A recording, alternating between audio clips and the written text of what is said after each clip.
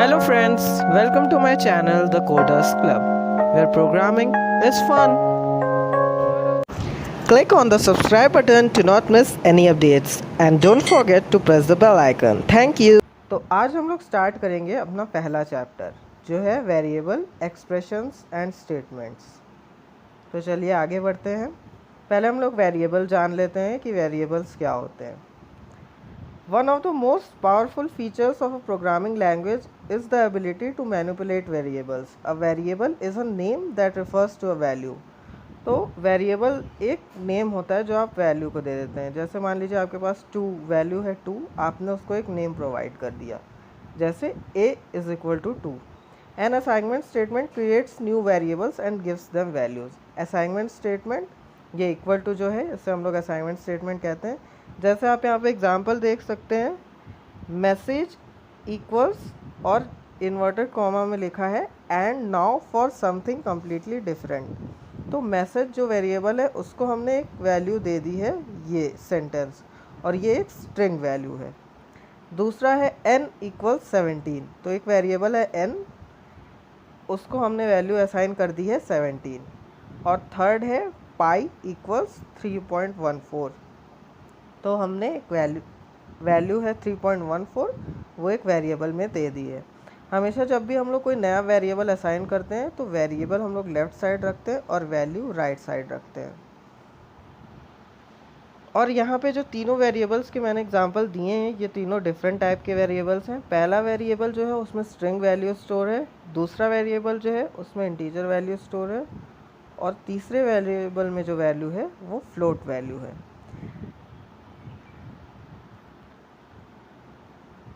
आगे बढ़ते हैं। The type of variable is the type of value it refers to. जैसे आपको अगर जानना है कि वो वेरिएबल किस टाइप का है, जैसे हमने पिछली स्लाइड में मैसेज में हमने वैल्यू असाइन की है and now for something completely different. तो अगर आपको जानना है कि वो किस टाइप का वेरिएबल है तो आप पाइथन में सीधे टाइप कर सकते हैं। आप टाइप करेंगे टाइप TYPE और ब्रैकेट में उस वेरिएबल का नाम लिख के एंटर करेंगे तो आपको आउटपुट आ जाएगा वो जिस टाइप का वेरिएबल होगा उसका। तो यहाँ पे हमने टाइप किया टाइप मैसेज, तो हमारे लिए वैल्यू आ गई स्ट्रिंग। फिर टाइप n, तो n को हमने वैल्यू असाइन की थी 17, इसलिए n की टाइप आ गई इंटीजर। फिर टाइप पाई, तो पाई जो है उसमें डेसिमल वैल्यूज़ हैं, तो जो भी वेरिएबल होता है उसमें डेसिमल वैल्यूज़ होती हैं, उन्हें हम लोग फ्लोट टाइप के वेरिएबल बोलते हैं। अब नेक्स्ट हमें जो पढ़ना है वो है वेरिएबल नेम्स एंड कीवर्ड्स, कि वेरिएबल का नेम कैसे रखें।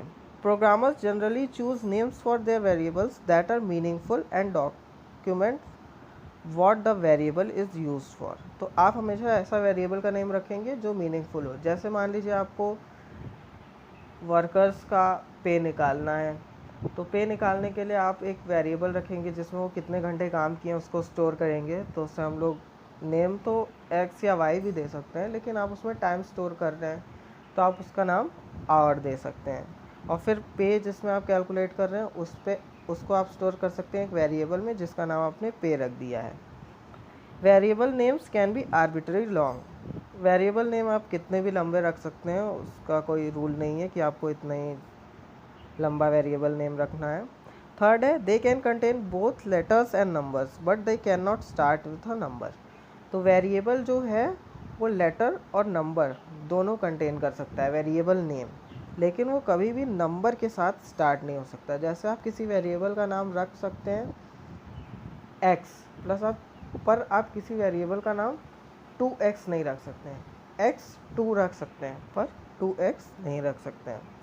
फोर्थ है it is legal to use upper case letters but it is a good idea to begin variable names with lower case letter. तो अपर केस लेटर तो use कर सकते हैं आप वेरिएबल को नेम करने में, लेकिन अगर आप variable name lower case letter से स्टार्ट कर रहे हैं तो वो ज़्यादा अच्छा माना जाता है।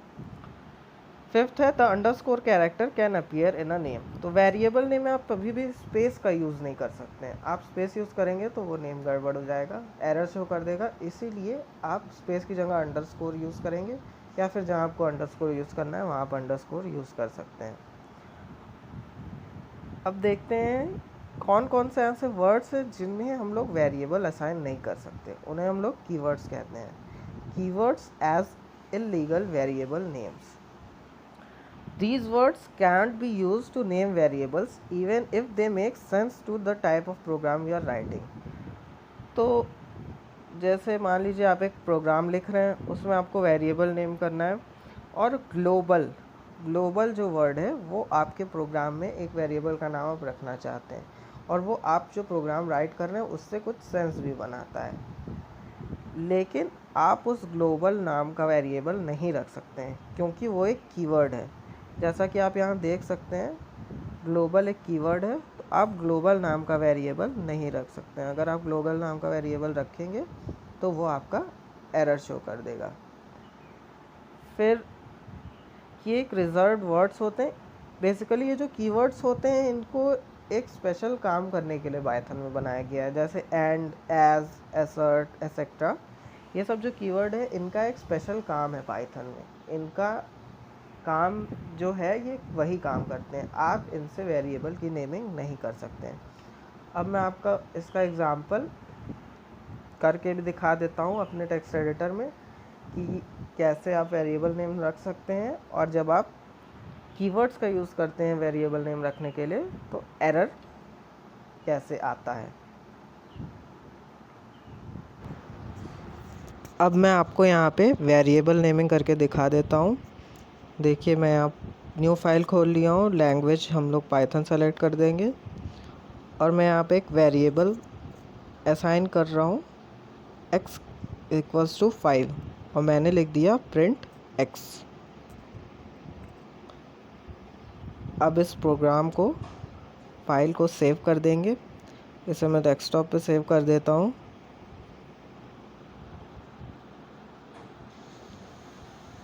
x.py नाम से हमने इसे सेव कर दिया है, तो हम इसे कमांड प्रॉम्प्ट में रन कर लेते हैं। ये मैंने लिखा cd डेस्कटॉप, हम सीधे फाइल का नाम लिख देंगे x.py। तो ये देखिए मैंने जैसे इस फाइल को रन किया आउटपुट आया 5, क्योंकि x की वैल्यू हमने क्या असाइन की हुई थी 5 और हमने प्रिंट किया है x, तो x में जो वैल्यू स्टोर थी वो यहाँ प्रिंट हो गई है। अब मैं x इज इक्वल्स टू 20 लिख देता हूँ, तो मैंने यहाँ पे x की वैल्यू 20 असाइन कर दी और ऊपर थी x की वैल्यू 5, और मैं जब इसको रन करूँगा तो आउटपुट आ जाएगा 20, क्योंकि जो x की वैल्यू 5 थी उसे हमने ओवरराइट कर दिया है x इक्वल्स टू 20 से। अब आगे मैं x equals to x plus 2 लिख दूँगा। तो अब हम देखते हैं आउटपुट क्या आता है।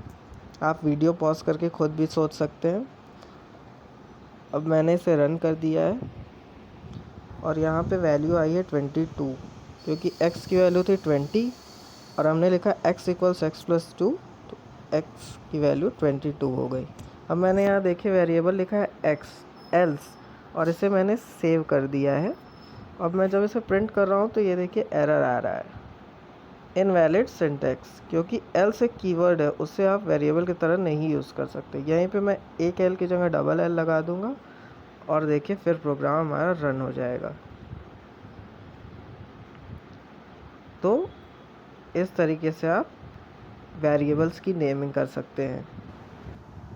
Next, statements. Statement is a unit of code that Python interpreter can execute. We have seen two kinds of statement, print and assignment statement. तो statement एक कोड होता है जो Python इंटरप्रेटर जो है एग्जीक्यूट कर सकता है। हमने दो काइंड की स्टेटमेंट देखी हैं, एक हो गई प्रिंट स्टेटमेंट, दूसरी हो गई असाइनमेंट स्टेटमेंट। तो असाइनमेंट स्टेटमेंट तो हमने पहले ही देख चुकी है, वो किसी वेरिएबल को वैल्यू असाइन करने के लिए यूज़ होती है। जैसे हमने पहले यूज़ किया था n इक्वल्स टू 17, तो n वेरिएबल में हमने 17 वैल्यू असाइन कर दी थी, इसके लिए हमने असाइनमेंट स्टेटमेंट यूज़ किया था। अब प्रिंट स्टेटमेंट का क्या यूज़ होता है, जैसे आप यहाँ पे एग्जांपल देख सकते हैं, प्रिंट 1 पहले हमने लिखा है, फिर लिखा है x इक्वल्स टू 2, तो ये असाइनमेंट स्टेटमेंट का यूज़ है। फिर हमने लिखा है प्रिंट x, तो पहले हमने लिखा है प्रिंट 1, तो वो प्रिंट 1 जो कोड है वो एग्जीक्यूट करेगा तो 1 प्रिंट हो जाएगा। प्रिंट स्टेटमेंट जो होता है वो कोई भी आपका है डेटा उसको स्क्रीन आउटपुट स्क्रीन पे प्रिंट करने के लिए यूज़ होता है। तो हमने लिखा प्रिंट 1 तो 1 प्रिंट हो जाएगा। अब हमने x को वैल्यू असाइन कर दी है 2। जब हमने x को वैल्यू असाइन कर दी है यहाँ पे 2, फिर हमने प्रिंट x लिखा है।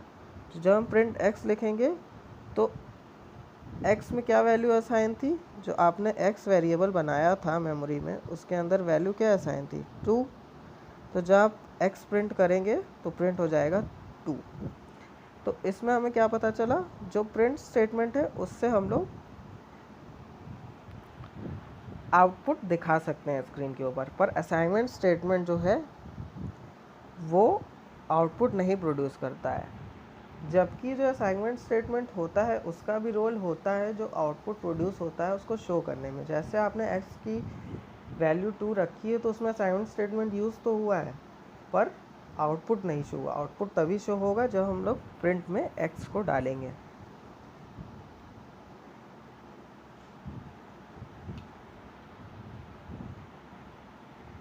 तो आज हमने पढ़ा वेरिएबल, एक्सप्रेशन और स्टेटमेंट के बारे में।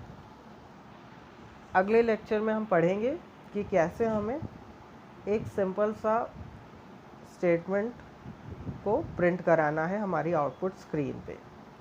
तो आपको जो आज मैंने पढ़ाया अगर वो समझ में आया है तो वीडियो को लाइक करिएगा और जो भी डाउट्स हैं वो आप कमेंट सेक्शन में पूछ सकते हैं। Thank you.